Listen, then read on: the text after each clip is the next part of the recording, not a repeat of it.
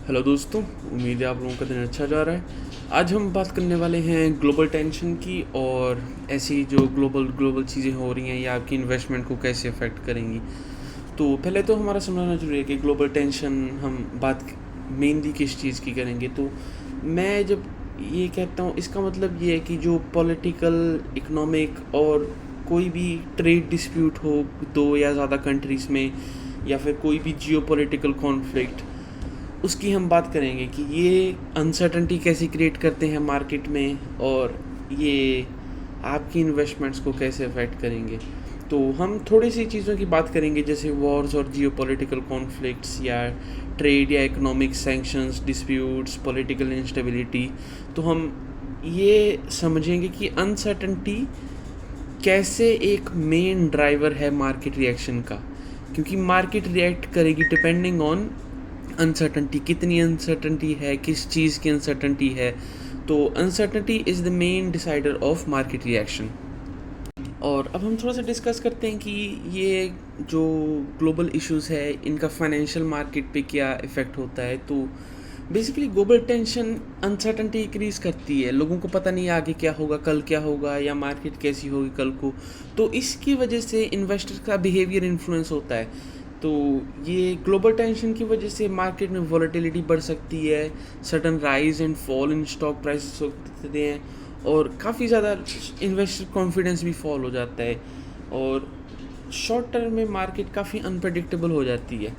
तो unpredictable market इसलिए हो जाती है, एक इफ़ेक्ट है उसका नाम है फ्लाइट टू सेफ्टी।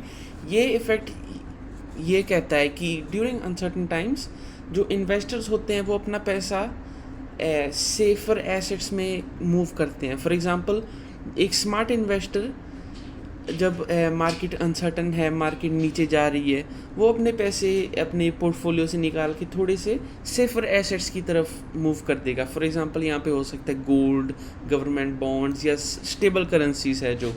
तो इसकी वजह से जो इन्वेस्टर्स अपना पैसा मूव करते हैं सेफर एसेट्स में, इसकी वजह से स्टॉक्स में डिक्लाइन आता है, और as a result safe assets का प्राइस बढ़ता है, क्योंकि सारी मार्केट उसकी तरफ भाग रही है अब, सेफ एसेट्स की तरफ।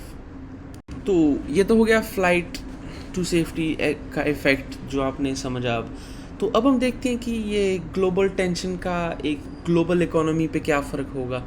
तो जो जियोपॉलिटिकल इवेंट्स होते हैं वो नॉर्मल इकोनॉमिक एक्टिविटी को डिसरप्ट कर देते हैं। तो इसकी वजह से सप्लाई चेन्स में डिसरप्शंस आ जाती है। तो जो बड़ी बड़ी कंपनीज़ है, बड़ी बड़ी नहीं, सब कंपनीज़ को सप्लाई चेन में डिफ़िकल्टीज आती है। सामान यहाँ से आ रहा है, वहाँ से आ रहा है, अब इस कंट्री में कुछ हो गया, तो आप समझ रहे हैं। तो काफ़ी डिसरप्शंस आ जाती है सप्लाई चेन में।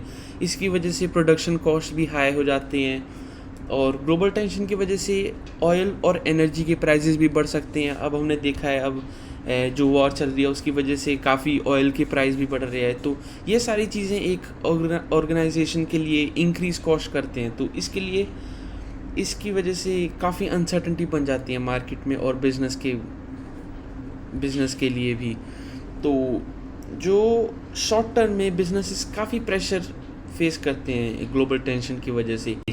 और जो मेन प्रॉब्लम है, जो मेन अनसर्टनिटी ज़्यादा मार्केट में आती है, वो है इम्पैक्ट ऑन इंडिविजुअल कंपनीज़।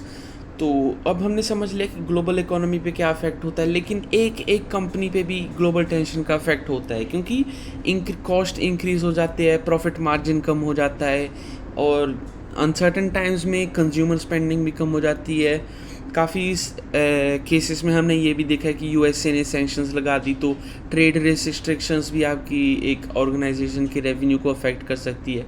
तो इसकी वजह से जो कंपनीज है वो फ्यूचर की प्लानिंग नहीं कर सकती। तो क्योंकि वो प्लान नहीं कर सकते, उनके मार्जिन्स कम हो रहे हैं, कॉस्ट्स बढ़ रहे हैं, इसकी वजह से उनकी परफॉर्मेंस काफ़ी अनसर्टन होती है। तो क्योंकि उनकी परफॉर्मेंस अनसर्टन होती है, वो आगे इन्वेस्टर्स को भी अनसर्टन कर देती है। तो ऐसे ही जो अनसर्टनिटी है वो मूव होती जाती है from one party to another. तो हमने नेगेटिव साइड की तो बात कर ली, हमें पता है हर चीज़ की दो साइड्स होती हैं। अब हम डिस्कस करते हैं थोड़ी सी अपॉर्चुनिटीज़ की। ग्लोबल टेंशन हमने देख लिया कि काफ़ी ख़राब है, नेगेटिव इफेक्ट्स होते हैं, अनसर्टनिटी आती है। लेकिन अगर आप एक स्मार्ट इन्वेस्टर हैं, आप इस अनसर्टनिटी और टेंशन में अपॉर्चुनिटी देख सकते हैं। फॉर एग्जांपल अगर आप एक वैल्यू इन्वेस्टर हो, आपको अच्छी अच्छी स्ट्रॉन्ग कंपनीज डिस्काउंटेड या अंडर वैल्यूड प्राइस पे मिल जाएगी। तो इसके लिए आपके पास लॉन्ग टर्म इन्वेस्टमेंट करने के लिए काफ़ी अच्छा प्रॉस्पेक्ट क्रिएट होता है। फॉर एग्जांपल अगर आपको वेल्थ बिल्डिंग करनी है तो एक अंडर वैल्यूड स्टॉक आपका बेस्ट फ्रेंड है, हमने ऑलरेडी काफ़ी बार डिस्कस किया है इस चैनल पे। तो एक अनसर्टेनिटी का पीरियड आपको काफ़ी अंडर वैल्यूएशन दे सकता है। एक स्मार्ट इन्वेस्टर अपने फ़ायदे में यूज़ करेगा इस अनसर्टेनिटी को कि हाँ अब मार्केट में अनसर्टेनिटी है, अच्छे अच्छे स्टॉक्स की प्राइस कम हो रहे हैं, तो आप और भी ज़्यादा स्टॉक्स परचेस करो, क्योंकि मार्केट बाउंस बैक तो करेगी। लेकिन जो नॉर्मल इन्वेस्टर्स हैं उन्होंने अपना पैसा सारा निकाल लिया, और फॉर एग्जांपल आप अगर एक स्मार्ट इन्वेस्टर हो, आपने अपना पैसा निकालने की वजह से और इन्वेस्ट किया, तो आपने अच्छी अच्छी स्ट्रॉन्ग कंपनीज डिस्काउंटेड प्राइस पे खरीद ली। तो आपको इस वीडियो से अगर कुछ सीखना है तो यही सीखें कि जो ग्लोबल टेंशन्स अनसर्टेनिटी होती है ये सब शॉर्ट टर्म में है। जो मार्केट्स होती है वो काफ़ी क्विकली रिएक्ट करती है वर्ल्ड इवेंट्स को, या ग्लोबल इकोनॉमी रिएक्ट करती है। लेकिन जो अगर आप एक लॉन्ग टर्म इन्वेस्टर हो, आपको डरने की ज़रूरत नहीं है, क्योंकि हमने ऑलरेडी देखा है कि मार्केट करेक्शन करती है। ऐसे कभी नहीं हुआ कि मार्केट नीचे गई और कभी वापस ही नहीं आई। तो अगर आप एक लॉन्ग टर्म इन्वेस्टर हो, आप शांत होकर बस बैठे रहो, मार्केट बाउंस बैक होगी, मार्केट आपको और भी ज़्यादा प्रॉफिट देगी। तो इस वीडियो के लिए यही है।